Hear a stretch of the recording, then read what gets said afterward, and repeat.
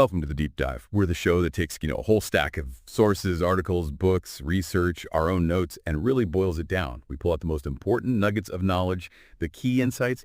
If you're tuning in, you're probably curious, right? You want to get a deep understanding fast. Maybe you're just tired of information overload. So our mission here is simple. Give you that shortcut. Help you get genuinely well-informed, maybe share a surprising fact or two, and hopefully keep it engaging. Right. Today, we are plunging into a really fascinating book. It feels more relevant now than ever, actually. It's Great by Choice: Uncertainty, Chaos, and Luck, Why Some Thrive Despite Them All, by Jim Collins and Morten Hansen. Okay, let's unpack this one. The core question they tackle is just huge, especially today. In a world that's constantly changing, totally unpredictable, sometimes just chaotic. Why do some people, some businesses, not just get by, but actually thrive, achieve amazing success, while others just falter or fail completely? And what's really compelling, I think, is how they tackled that question. This isn't just, some theory or a few nice stories. It's grounded in really deep, empirical, data-driven research, a massive project. They went through over 7,000 historical documents, systematically analyzing companies from the very beginning, right, from founding, all the way through 2002. And they weren't just looking for any company that did okay. They specifically zeroed in on what they call 10X companies. 10X companies? Yeah, companies that managed to beat their industry's average stock return by at least 10 times over the period they studied.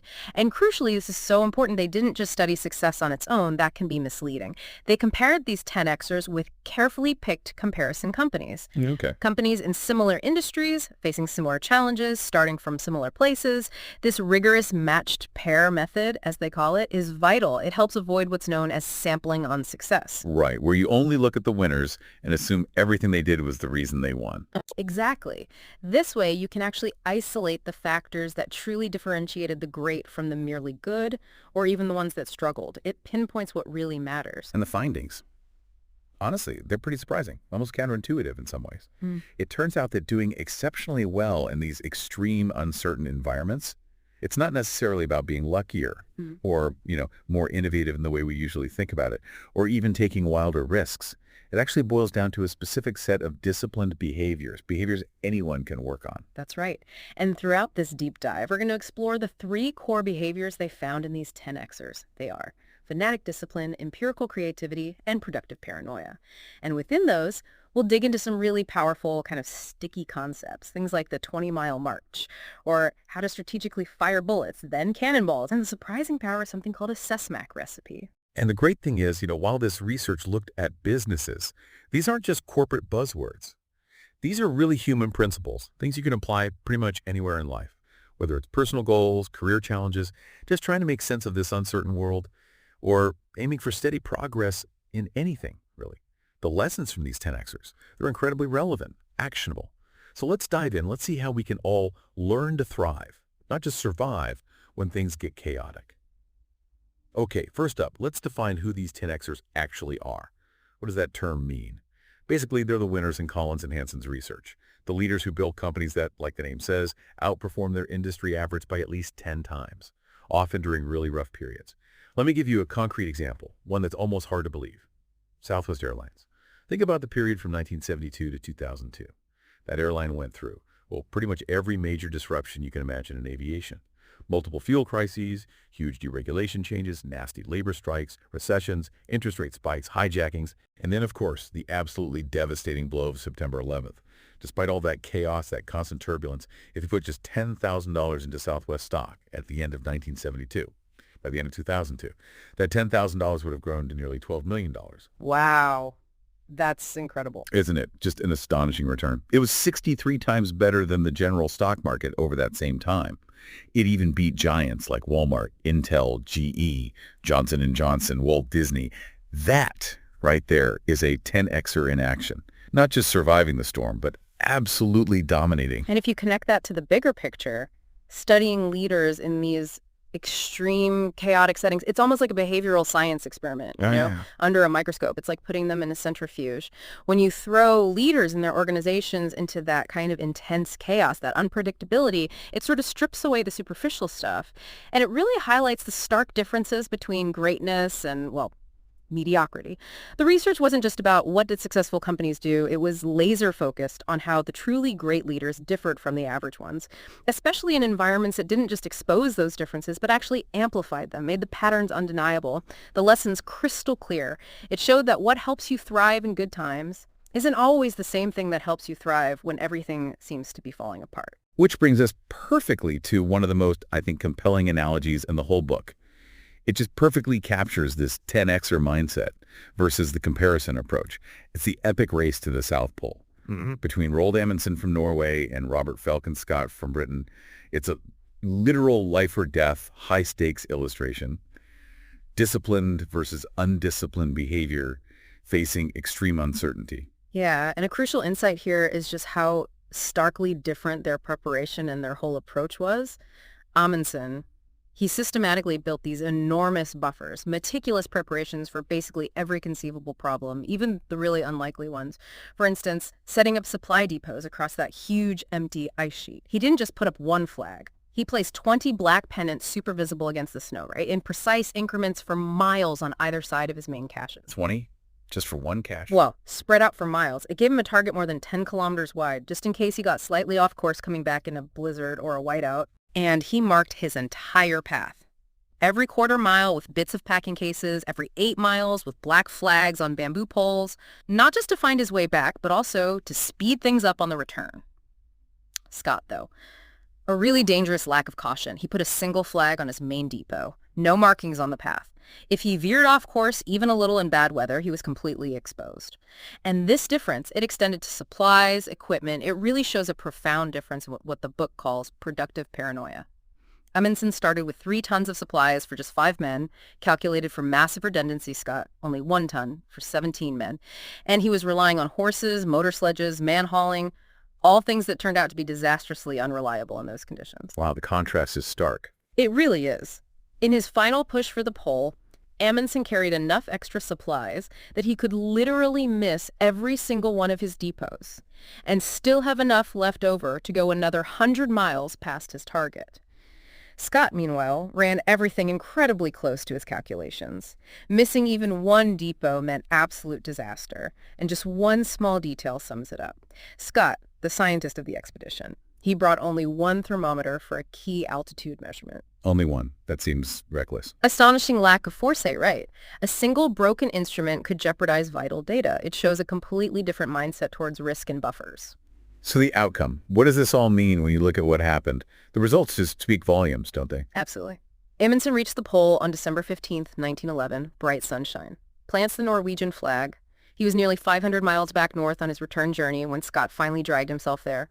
Over a month later, January 17th, 1912, only to find Amundsen's flag already waiting. Scott's diary entry is just heartbreaking. Great God, this is an awful place. And terrible enough for us to have labored to it without the reward of priority. Yeah, devastating. And tragically, Scott and his entire team died on the way back. Scurvy, frostbite, starvation, a combination of factors. So this historical contrast, it isn't just a dramatic story. It perfectly sets up the principles we're about to explore, the things that separate the 10Xers who thrive from everyone else. Okay, first, core behavior, the real bedrock of 10Xer success. Collin and Hansen call it fanatic discipline. And this isn't just, being generally disciplined, like hitting deadlines or following rules. We're talking about something much more intense. An utterly relentless, almost monomaniacal focus on their chosen path, their quest. Think about all the pressures today. Constant new tech, shifting markets, competitor moves, internal stuff, endless opportunities. Most people, most organizations, they kind of succumb to the herd mentality, right? Or they chase every shiny object that pops up, even if it's totally irrelevant. But these 10X leaders, they don't overreact to events, they don't follow the latest fad, they don't chase distractions. It's this combination of incredible perseverance with almost superhuman self-control, which is really surprising when you see how others react to chaos. A really powerful example of this is Peter Lewis, the CEO of Progressive Insurance back in the late 90s. Kind of an iconoclast. Wall Street, as you know, was driving Progressive's stock price all over the place. Wild swings, seemingly irrational. Like, one day, October 16th, 1998, the stock jumps 18%, with absolutely no fundamental change in the company or the economy. Nothing. Then later, earnings miss expectations by just 16 cents a share, and the stock tanks. So Lewis had this dilemma. Do I play Wall Street's short-term game? compromise my long-term principles? Or do I ignore the craziness and risk making the company vulnerable to short sellers? Tough spot. Absolutely. His response, radical. He decided to issue monthly financial reports. Monthly. That's highly unusual for a public company. Almost unprecedented, yeah. Yeah. The idea was to force transparency, try to combat the market's irrationality, even if it exposed them more to short-term reactions. The authors note this behavior was nowhere on a normal curve. It showed this unyielding, fanatic discipline to his principles, even when it made them look vulnerable. He just refused to compromise his standards no matter the noise. That's a fantastic example of just standing your ground. And then there's Herb Kelleher, the legendary co-founder of Southwest Airlines, probably one of the most charismatic CEOs ever. Kelleher was absolutely passionate about building and sustaining this high-spirit, fun-loving, kind of iconoclastic culture. He called it a warrior spirit. Yeah. He really believed that great customer service just naturally flows when people love their company, when they have fun at work. And he made sure that culture wasn't just words on a plaque. It was lived every day. And what's really remarkable is how Kelleher himself was a fanatic example of that culture. The research team even joked about his technicolor quirks, like dressing up as the Easter Bunny or Elvis or the Wicked Witch from Oz. It reminded them of that Hunter S. Thompson quote, "When the going gets weird, the weird becomes CEO." But it wasn't just weirdness for its own sake. It was what they called outlandish consistency. He was embodying the culture, animating it, like an actor staying totally in character, never breaking. And he was a total monomaniac about building Southwest into the best low-cost, high-spirit airline. He famously said, "In my spare time, I work. 7 days a week, often till 8 or 9 at night, then reading thousands of books." And his competitive fire was legendary. He'd tell his team, if someone says they're going to smack us in the face, knock them out, stomp them out, boot them in the ditch, cover them over, and move on to the next thing. Wow. Intense. He wasn't just talking, he lived it.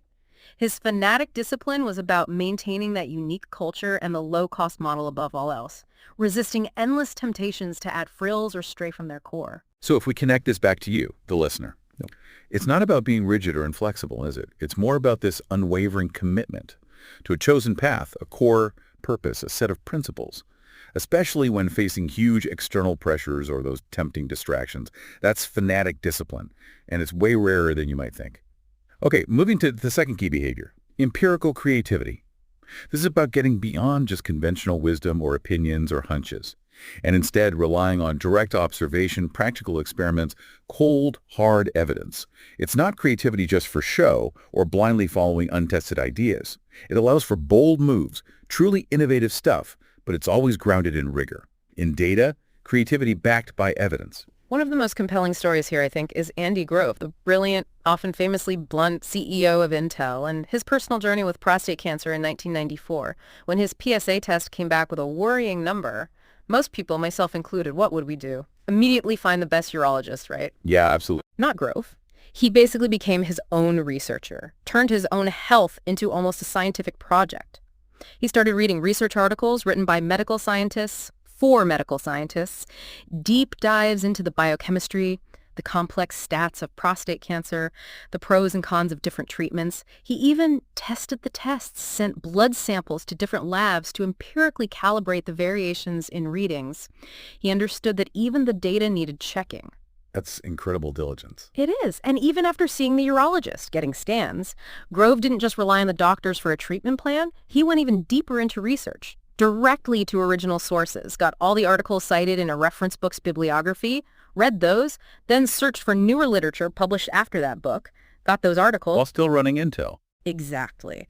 Kept his intense CEO schedule by day, prostate research by night, plotting data, cross-referencing studies, trying to make sense of conflicting info.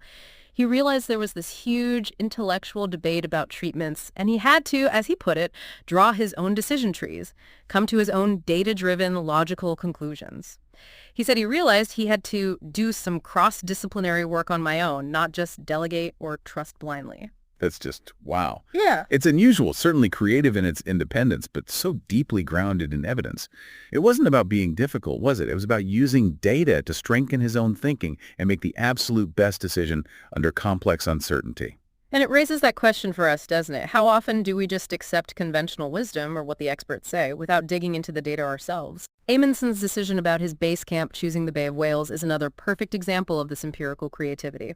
Everyone else, all the traditional explorers, thought McMurdo Sound was the place. They said Bay of Whales was unstable ice, way too risky, foolish even. The conventional wisdom. Right. But Amundsen didn't just accept it. He pored over the details. Read notes and journals from expeditions going way back to James Clark Ross in 1841, and through that meticulous study, he noticed this consistent dome-like feature in the Bay of Whales. It had stayed in the exact same spot for 70 years. Huh. Real data points.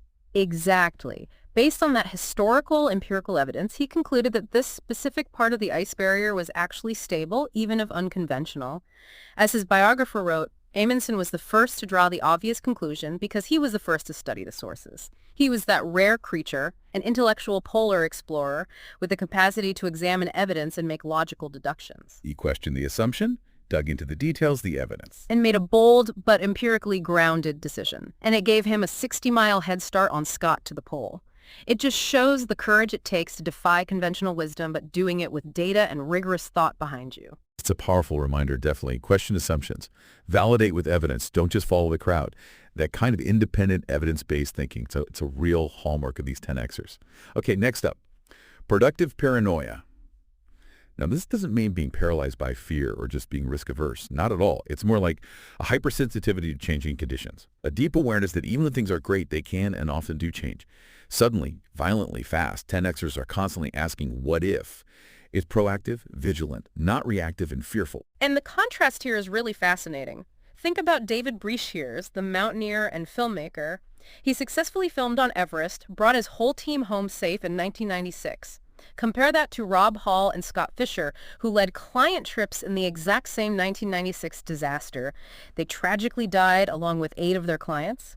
Breashears, when he saw this huge crowd, over 50 people heading towards Camp Tasaib, he immediately started asking those what-if questions. What if his team got delayed by wind or a storm? What if the summit was dangerously crowded, messing up his film shot? What if climbers got bottlenecked at the Hillary Step on the way down? What if ropes snapped? What if a sudden storm swept up the mountain, which it did? What if he ran into disoriented climbers on descent when he needed to get his own team down fast? Just constantly thinking about potential problems. Yep. Constantly. And that productive paranoia led him to build what the book calls irrationally large margins of safety. For example, seeing the storm brewing, the crowding, he made the incredibly tough call to turn his team around. Just 1,000 feet from the summit, safety first, over the film, over the summit itself. He honed disciplines, built redundancies, drilled emergency plans in good times. So when disruption inevitably hit, he and his team could handle it from a position of strength, of flexibility. He deeply understood that painful lesson. The only mistakes you can learn from are the ones you survive. It's not about constant worry. It's about vigilance, preparation, and knowing when to turn back. And this what-if thinking translates directly into building buffers ahead of time, what the book calls extra oxygen canisters, like Intel, for example, operating in maybe one of the most volatile industries there is. But the late 90s, their cash reserves were huge, over $10 billion. That was like 40% of their annual revenue, way higher than competitors like AMD, whose ratio is closer to 25%. Now, from a purely traditional finance perspective, holding that much cash might seem inefficient, right? 95% of the time, ties up capital. But Intel's leaders worried constantly about that other 5% of the time.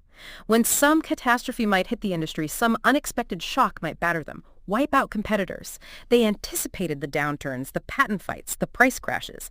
And in those rare but inevitable moments, that huge cash buffer allowed Intel to keep marching its 20-mile march, that consistent progress we'll talk more about. It let them keep creating, keep inventing, stay on their path, even during the worst turbulence, when less prepared competitors were forced to cut back or even disappeared. It really makes you think, what oxygen canisters or buffers are you building in your own life? Financially, skill-wise, relationships, not out of fear, but just for resilience. Exactly. We saw this so clearly with Southwest Airlines after 9/11, just a devastating blow to the entire industry. Other airlines were staggering into bankruptcy, announcing huge layoffs. Some just died. Southwest not only survived, but actually pulled further ahead. It's because their whole philosophy was manage in good times so as to do well in bad times. And it proved to be this incredible protection. On 9/11, Southwest had $1 billion cash, the highest credit rating in the industry, the only airline with one. They also had the lowest cost per available seat mile, a position they'd built through 30 years of relentless discipline, frugality, efficiency. even during industry booms. They had crisis plans, financial contingency tools ready before 9/11 happened. And that culture, that fierce, caring, and defiant culture they'd nurtured for decades, it created this powerful, we'll take care of each other bond that held incredibly strong. Herb Kelleher, apparently choking back tears after 9/11, just declared, "We will fly." It wasn't just talk, it was this act of defiance born from decades of preparation and shared trust. Because they built those reserves before the storm, they thrived when others faltered, often needing government bailouts. Productive paranoia also really shapes how 10Xers handle risk and speed. It's about being fast when you must, slow when you can. Not just constant panic speed, but smart, calculated risk management, knowing when to be deliberate and when to absolutely explode into action. Exactly. The research found three main types of risk that 10Xers are super aware of and manage carefully. First, deathline risk, the kind that could literally kill or cripple the whole enterprise, like betting everything on one unproven tech. They mostly avoid these. Second, asymmetric risk, where the potential downside is way bigger than the potential upside, like investing heavily in something with minor gain if it works, but catastrophic failure if it doesn't. And third, uncontrollable risk, exposing yourself to forces you just can't manage, like relying entirely on one volatile supplier or building your whole business on tech that could vanish overnight. 10X companies make fewer decisions involving these really high-stakes, uncontrollable risks. They don't avoid all risk, but they bound it. Make sure they can survive if a bet goes wrong. Interestingly, they weren't necessarily faster overall than the comparison companies, but their decision speed adapted precisely to the situation. Look at Stryker, the 10X medical device company. They really showed slow when you can. I saw a storm brewing back in the late 80s, potential healthcare cost issues that could hit device prices.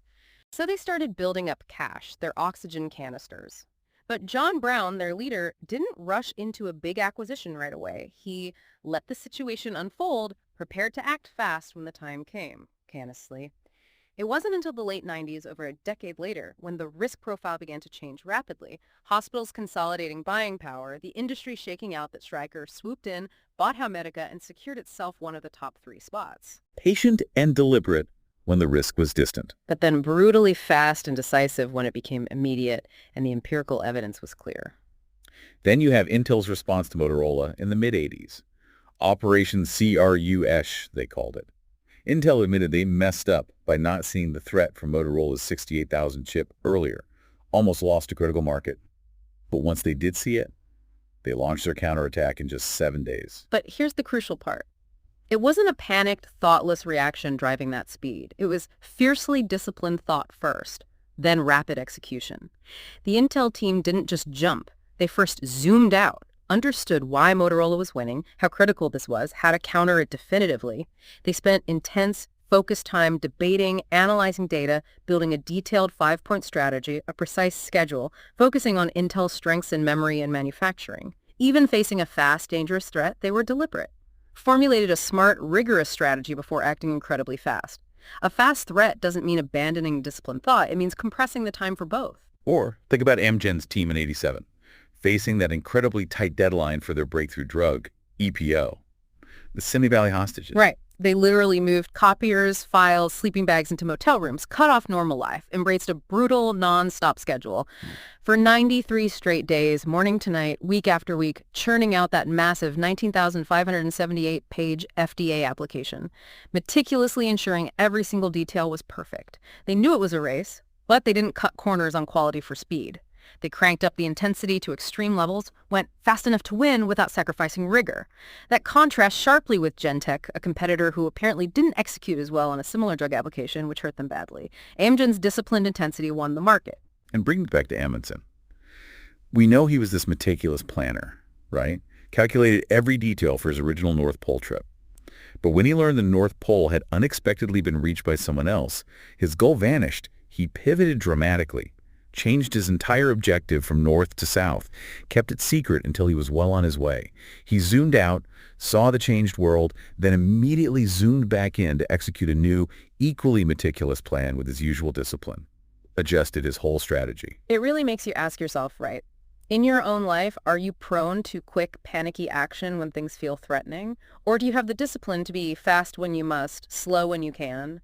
Productive paranoia isn't about being anxious all the time. It's about vigilance, awareness, and the discipline to act deliberately when you have time and with extreme speed and rigor when you don't. Preparation, not prediction. Okay, our next big concept, And this one really resonates, I think. The 20-mile march. Mm. This is all about the power, the often underestimated power of consistent progress. It's not about these huge heroic leaps forward occasionally. It's about hitting consistent performance targets. Day in, day out, week after week. Even when you're tempted to push way too hard in good times or hold back when things get tough, it's this relentless, self-imposed discipline. Let me give you a hypothetical example to illustrate. Imagine choosing between investing in Company A or Company B. Both are in a fast-growing, disruptive industry. Company A grows its net income 25% per year on average over 19 years. Pretty good. And it's consistent, only a small 15 percentage point deviation. It stayed below 30% most years, but crucially stayed above 20% almost every single year. Steady. Company B grew much faster on average, 45% annually, but with a massive 116 percentage point deviation. Wildly erratic. From plus 313% one year to negative 200% another. Huge swings. Okay, so instinct says go for B, right? Faster average growth. That's what most people would think. Big wins, big returns. But here's the kicker. Company A, the consistent, steady one, turned out to be a much better investment over the long haul. The lesson. Consistent, controlled growth often beats erratic, high volatility growth. It's like walking from San Diego to Maine. The person who marches exactly 20 miles a day, every single day, no matter the weather, blazing sun, or blizzard in prey, they'll get there faster and more reliably. Faster than the person who does 40 miles on good days, then sits out bad days complaining, waiting for perfect conditions. The march itself builds momentum, predictability. So what makes a good 20-mile march? It's clearly not just setting any random goal. No, absolutely not. A good 20-mile march has very specific ingredients. First, it's freely chosen. Imposing this discipline on yourself or your team actually creates a sense of control, ironically, in an uncontrollable world. Second, it needs both a lower bound, a hurdle you absolutely commit to clearing, and an upper bound, a ceiling you commit not to exceed. This prevents overreaching when things seem easy, which often leads to a crash later. The upper bound is key too. Critical.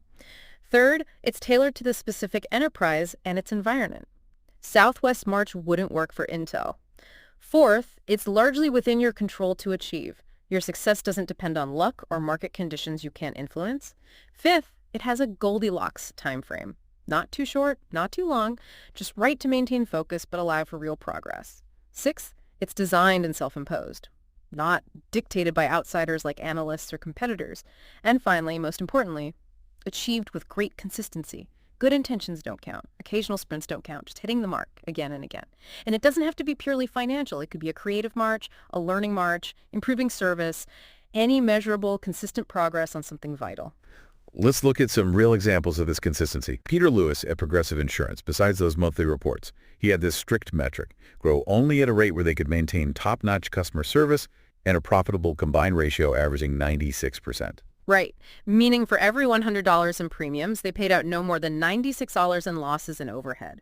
Seems simple, but it demanded incredible disciplined efficiency everywhere, forced them to resist reckless growth. And John Brown at Stryker, the medical device company. He built the whole company culture, even quirky things like their Snorkel Award for R&D around achieving the law. Consistent 20% earnings growth. It wasn't just a target, it was like a mantra. His successor called it a recipe: overdo any one ingredient, like chasing market share over profit, and you get disaster. Their consistent march was their identity, even when competitors had wild booms and busts. And it's not just giant corporations. What about that elementary school example? Alice Byrne Elementary in Yuma, Arizona. Yeah, facing huge challenges, poor families, tight budgets, stressed teachers. The principal, Julie Tate Peach, refused to make excuses or wait for some silver bullet funding.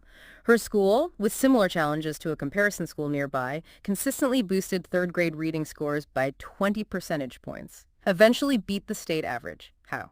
They picked a good, proven reading program and applied fanatic discipline to make relentless, iterative progress. Stuck with it, refined it, hit their targets consistently, even when it was hard or slow. Ignored the noise, focused on their arch. That's powerful. And the research really backs this up, doesn't it? The impact during tough times. It's incredibly compelling. Every single 10x winner pulled further ahead of its comparison company during turbulent periods. The study literally found that ferocious instability favors the 20-mile marchers. Looking at the data. Practicing a 20-mile march before downturn hit was linked to good outcomes 29 times, poor outcomes 0 times. Not doing it. Linked to poor outcomes 20 times, good outcomes only 3 times. That's not just correlation, that's a powerful indicator of cause and effect. Which brings us back to Amundsen versus Scott, again, so clearly. Absolutely. Amundsen averaged that remarkably consistent 15.5 miles per day, every day, even in blizzards. Scott sometimes pushed his team to exhaustion in good weather, then hunkered down, complaining in bad weather. On 6 days with gale force winds, Scott didn't travel at all. Amundsen, facing similar winds, traveled on 8 out of 15 such days. Consistent progress. So the core idea is self-control in an out-of-control world. That's it exactly. Markets, customers, competitors, tech shifts. Most of that is outside your control. But a clear, self-imposed 20-mile march gives you, your team, a tangible focus. It keeps you moving forward with momentum, with confidence, even amidst confusion, uncertainty, chaos. It's your anchor in the storm. All right, let's tackle another piece of conventional wisdom the book really challenges. The simple idea that you have to innovate or die. Now, obviously, innovation is important, but the book argues against that simplistic mantra. It offers a much more nuanced, strategic approach. Fire bullets, then cannonballs. Yeah, the core idea is instead of making these huge, risky, all-or-nothing bets, 10x companies take calculated, empirical steps first. Think about it like this. You're on a ship, enemy closing in, limited gunpowder. If you fire all your powder in one massive, uncalibrated cannonball and miss, you're done, dead in the water. But what if you take just a little powder, fire a small, low-cost bullet, a test, an experiment, a prototype, a small market trial? If it misses, okay, you adjust, you learn, fire another bullet. Eventually, maybe a bullet hits the target. Then, and only then, once you have real empirical proof that something works, then you load up all your remaining gunpowder and fire a big cannonball along that now proven line of sight, aiming for massive returns. So the bullets are about learning and validating. Exactly. And crucially, the 10x companies fired lots of bullets that never hit anything. They didn't know beforehand which ones would work. They embraced small-scale failure as just part of the learning process. It's not about avoiding risk. It's about bounding risk through empirical validation. Knowing when it's actually time to commit big. We've definitely seen disastrous, uncalibrated cannonballs throughout business history, like PSA, Pacific Southwest Airlines, back in the early 70s. They made this huge bet, buying 5 jumbo jets, L-10E11s, cost them 1.2 times their entire stockholders' equity. And remember, PSA was mostly a short-haul commuter airline, not equipped for jumbos. They even made special modifications, making them hard to sell later. Exactly. Total mismatch. Then, boom, Arab oil embargo doubles fuel prices right when the jets arrive. Recession hits. Machinists go on strike. The jumbos flew empty, became huge drains, ended up parked in the desert. Their own finance VP admitted in '75, we have come very, very close to insolvency. That was an uncalibrated cannonball fired straight into a wall of bad luck, with zero prior testing that a short-haul airline could make jumbos profitable. Hubris almost killed them. Progressive Insurance also had its own stumble, right? With trucking insurance in the mid-'80s. Yeah, they jumped in fast, went from 0 to almost 8% of their total premiums in under 2 years. Despite losing money on it, a 23% underwriting loss, they completely misread the dynamics. Trucking companies had way more negotiating power than individual drivers, plus sophisticated lawyers. Progressive wasn't ready for that scale of complexity. Peter Lewis himself called the $84 million loss a financial disaster, took personal responsibility, said, "I'm ashamed for how we got into that position." It was a classic failure to fire bullets first, to empirically test their assumptions before pouring resources into a complex new market they didn't fully grasp. The lure of fast growth blinded them into firing a cannonball. But then you have the success stories. Strategic bullets leading to well-aimed cannonballs. Bill Gates and Windows seems like a prime example. We all remember that famous internet tidal wave memo in '95, right? Shifting Microsoft's focus. But what's fascinating is before that memo, back when Gates was making his big cannonball bet on OS2 with IBM in the late 80s, early 90s, he was also firing bullets on continued Windows development, just in case. That's productive paranoia again. He was asking, what if OS2 fails? What if DOS is too entrenched? He hedged, kept a small team working on Windows. Gates was smart enough to know he couldn't predict the future perfectly. By '92, Windows was selling over 1 million copies a month. Clear empirical validation that bullet was hitting big time. Then he fully committed to Windows 95. That was the cannonball. Sold 1 million copies in 4 days, locked in Microsoft's dominance for decades. The tidal wave memo wasn't some sudden, unproven pivot. It was accelerating a cannonball that was already aimed and validated by those earlier bullets. So it's not about dodging risk. It's about managing it smartly. Test small, learn fast, then commit big when the evidence is there. That's a huge takeaway for navigating uncertainty. Okay, our final core concept for thriving when things are chaotic. The SMaC recipe. SMaC stands for specific, methodical, and consistent. Think of it like A clear, concrete, durable set of operating practices. A replicable success formula for the organization. It's not vague like a mission statement. It's more like a specific instruction manual. Unites everyone, gives precise guidance on what to do, and, just as vital, what not to do, especially when chaos hits. The classic SMaC recipe is Southwest Airlines, put together by their CEO Howard Putnam way back in the early 70s. It's brilliant in its clarity and effectiveness. A 10-point plan. 1. Stay short haul, under 2-hour flights. Focus on efficiency, quick turns. 2. Use only Boeing 737s for 10-12 years. Standardization simplifies everything, maintenance, training, parts. 3. Keep planes flying high utilization, quick 10-minute turns at the gate ideally, maximize flight time. 4. Passenger is #1 product, no air freight, no mail, only small, profitable packages. Keep the focus. 5. Stick to low fares, high frequency, the core value promise. 6. Stay out of food service, eliminates cost and complexity. 7. No interlining, avoids complex, costly baggage transfers with other airlines. 8. Keep Texas the priority. Only expand interstate to high-density, short-haul markets. Discipline and growth. 9. Maintain the family feel, the fun atmosphere, that unique warrior spirit culture. 10. Keep it simple. This covered specifics like cash register tickets, 10-minute gate cancellations, simple computer systems, free drinks, no meals, no seat selection, bringing crews home nightly, 1 maintenance base. It's incredibly specific. And what's fascinating is how Kelleher defended it later, right? Yeah. In '87, critics were saying Southwest needed a change, that they'd end up like PSA if they stuck to this rigid plan. Yeah, analysts, media, chanting for them to change. Keller's famous response, nuts. He deeply understood why each piece of that recipe worked together to create their unique advantage, their profitability. He fiercely protected it despite huge pressure, and Southwest became one of the most admired, profitable companies ever while PSA vanished. Shows the power of sticking to a proven recipe, you understand. But that raises the question.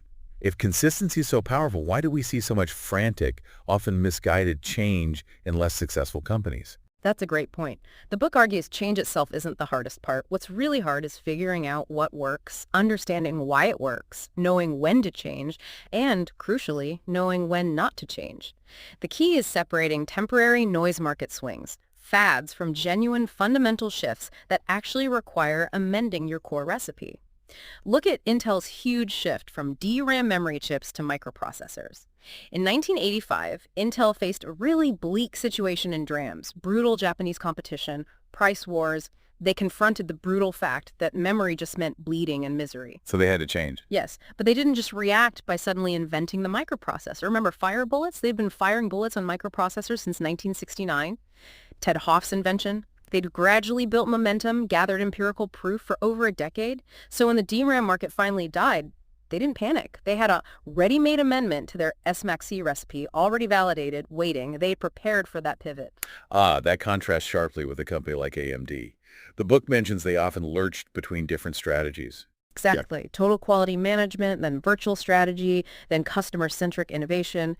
Constantly shifting. They never gained long-term traction because they kept making wholesale changes, often abandoning one strategy before it even paid off. They lacked that consistent core SMaC recipe. It's like the Constitution analogy they use. You need those concrete rules, the SMaC recipe, for guidance, for consistency. But you also need a clear way to make rare, fundamental amendments based on overwhelming evidence, brutal facts, not just whims or pressure. Right.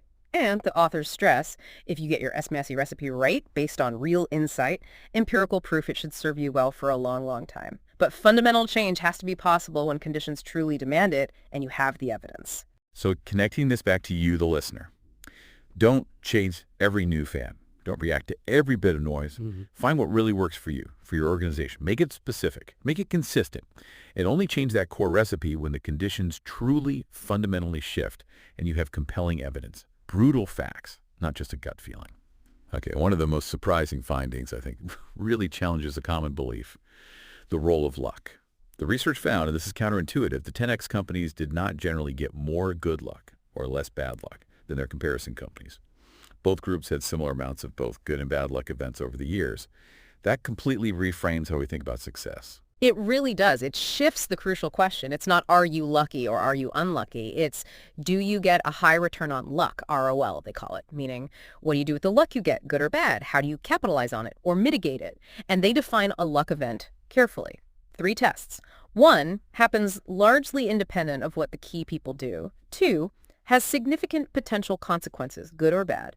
3, has some element of unpredictability. It's an external force hitting you. Like, think about that climber, Malcolm Daly. He fell 200 feet, but miraculously, only 2 strands of his 12-strand rope broke. He survived. His survival, huge luck event, unpredictable, significant, independent of him. But his 44-hour sit-up marathon afterward to stay warm, his friends risking their lives to rescue him, that was not luck. That was skill, preparation, endurance, relationships. That's a high ROL on terrible initial luck. That really clarifies the difference. And it helps debunk that myth around Bill Gates just being incredibly lucky. People point to his private school having a computer, being born at the right time, Paul Allen seeing that Altair article, Harvard having a PDP-10. Right. And while those were opportunities, the key insight is many, many other people had similar or even better opportunities. Other schools had computers. Other top colleges existed. Tons of other computer whiz kids were around. Experts in industry and academia had access to the same stuff. Gates's huge success wasn't because he got more luck. It was because of his disciplined, focused actions after those opportunities popped up, his incredibly high return on luck. He exploited every bit of good fortune with relentless effort and strategy. And we see the contrast clearly. Good ROL versus bad ROL. Like in the tech industry, when Intel had that big Pentium chip flaw issue in the 90s, PR Nightmare recalls. That was a huge, unexpected opportunity for AMD, their main rival. Absolutely. A massive piece of good luck handed to them. But AMD, they developed a rip in its mainsail, as their CEO put it. Their own K5 chip project, their answer to Pentium, fell way behind schedule. Customers got frustrated, went back to Intel. They completely failed to capitalize on that good luck, a low ROL. Internal problems meant they squandered a golden chance served up by fate. Then flip it around. Peter Lewis at Progressive Insurance, California's Prop 103 in 1988. Just disastrous bad luck for them.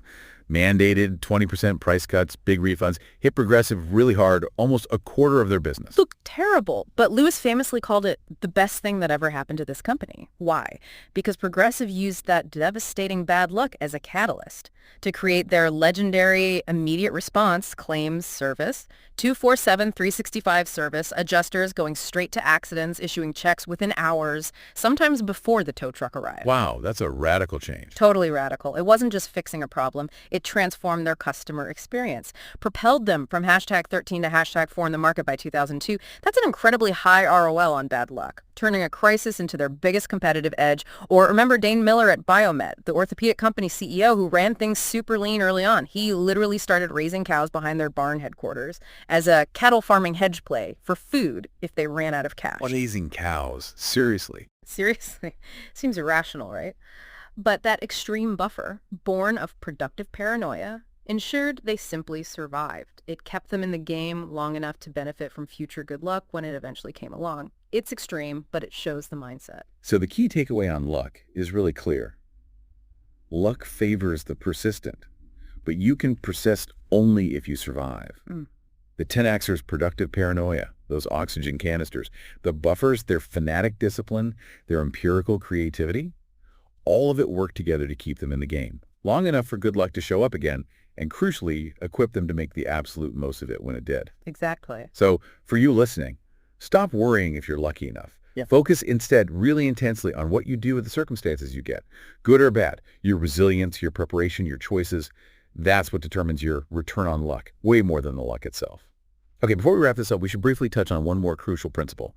It was central to Collin's earlier book, Good to Great, but it's just as vital for 10Xers, the first two principle, getting the right people on the bus and the wrong people off. Yeah, while Great by Choice focuses more on the what the behaviors, the who remains absolutely fundamental, especially under uncertainty. The logic is straightforward but profound. If you can't predict what's coming next, if chaos is the norm, then you absolutely need adaptable, self-motivated, highly disciplined people on your team, people who can respond successfully to whatever surprises hit. And 10X leaders, they are fanatic about getting the right people. They often define right people by that innate discipline and adaptability, and they are incredibly selective, almost shockingly so sometimes. Southwest Airlines got 200,000 resumes one year, hired only 6,000, more selective than Harvard, Stanford, and Yale combined. Progressive Insurance proudly mentioned 15 people they'd asked to leave later became presidents of other insurance companies. Shows how high their bar was. Amgen, the biotech, rejected 57 out of every 58 applicants. Bill Gates famously said, "Take away our 20 best people and I tell you that Microsoft would become an unimportant company." Intel co-founder Robert Noyce. He assembled his founding team before they even knew what products they'd make. Believed the right people and the right culture would figure it out. It wasn't just about finding the smartest people. It was about finding those with the most disciplined work ethic, intellectual rigor, that drive for consistent results. It sounds like these 10X companies built these intense, almost cult-like cultures, as the book says. Not in a bad way, but in their shared values and intensity. Environments where the right people just thrived, and importantly, the wrong people quickly self-ejected. They just couldn't hack it. It really makes you think, doesn't it? Who are you surrounding yourself with? The standards you apply to your team, your colleagues, even your personal network. They are absolutely critical for navigating unpredictable times. They're your ultimate oxygen canisters when things get tough. So as we bring this deep dive to a close, it's really clear that Great by Choice by Collin and Hansen offers some truly profound, really actionable insights. Exceptional performance when everything's uncertain. It's not about more luck or some magical innovation or a leader predicting the future. It's about a distinct set of disciplined behaviors. Chosen, cultivated, fanatic discipline, empirical creativity, productive paranoia. And these aren't just abstract concepts. They're practical principles you can actually use. The 20-mile march gives you that consistent forward momentum, that predictability when the world feels unpredictable. Fire bullets, then cannonballs, lets you learn, validate empirically before you make those big, high-stakes bets. And the SMaC recipe. That gives you a clear, consistent operating guide. Adaptable, yes, but only when the conditions truly demand it, backed by brutal facts, solid evidence, not just trends. And the ultimate message, maybe the most empowering one, is that greatness really is by choice. We aren't just prisoners of our circumstances or the luck we happen to get or the chaotic times we live in. We only control a tiny sliver of what happens to us externally, but we are always free to choose how we respond. That freedom of response combined with disciplined action, that's the ultimate source of extraordinary performance. So let's leave you with a final thought, something to mull over for your own life, your own work. What's one 20-mile march you could commit to starting today? Something to build consistent, undeniable progress no matter what the world throws at you tomorrow. How could you define that lower bound and that upper bound for yourself? And building on that, how can you apply productive paranoia right now to build your own oxygen canisters, those vital buffers, those preparations, financial skills, relationships, whatever they are for you, not out of fear, but to make sure you don't just survive, but actually thrive when the inevitable storms hit? Where are you vulnerable, and how can you proactively strengthen those areas, starting now? The authors make a great point. The people who bring about the most significant, lasting change in the world, they are themselves often enormously consistent in their approach, even if they seem radical from the outside. They aren't dogmatic, they're disciplined, they're creative, and they're productively paranoid. How might your consistent application of these powerful principles lead to your own 10x impact, whatever that means for you? Thank you so much for joining us for this deep dive into Great by Choice. We really hope you'll continue your learning journey with us.